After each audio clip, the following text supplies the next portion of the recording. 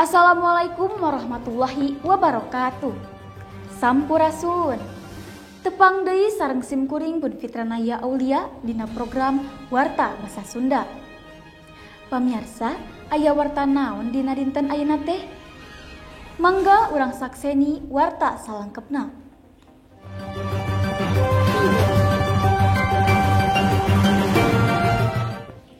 Organisasi nu aya patula patalina jeung atikan, peelmuan, katut kabudayaan Perserikatan Bangsa-Bangsa atawa leuwih dipikawanah UNESCO geus nangtukeun yen tanggal 21 Februari teh mangrupa Poe Basa Indung Sadunya atawa International Mother Language Day. Nu jadi tujuan utamana nyaeta pikeun ngamumule sakumna basa indung atawa basa daerah nu aya di sakuliah dunya.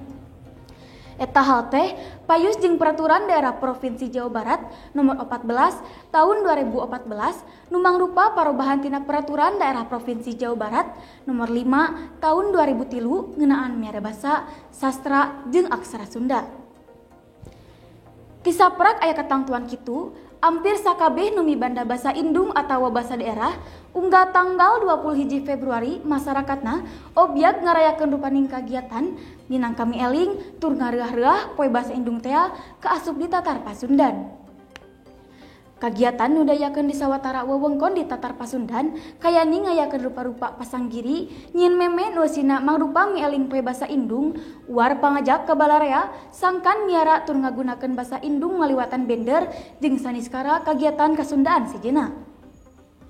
Ku tarekah kitu dipihareup rasa urang Sunda leuwih deukeut jeung basana. Kapan cek papatah kolot ge anu bakal ngarakeutkeun kana rasa manusa lintang ti basana, moal aya deui anu bakal apal kana basana lintang ti bangsana. Munggaran di peelingna Poe Basa Indung nyaeta tanggal 21 Februari tahun 2000 tur saban tahun ditalungtik kana kalumangsungan hirup-huripna basa katut budaya saalam dunya.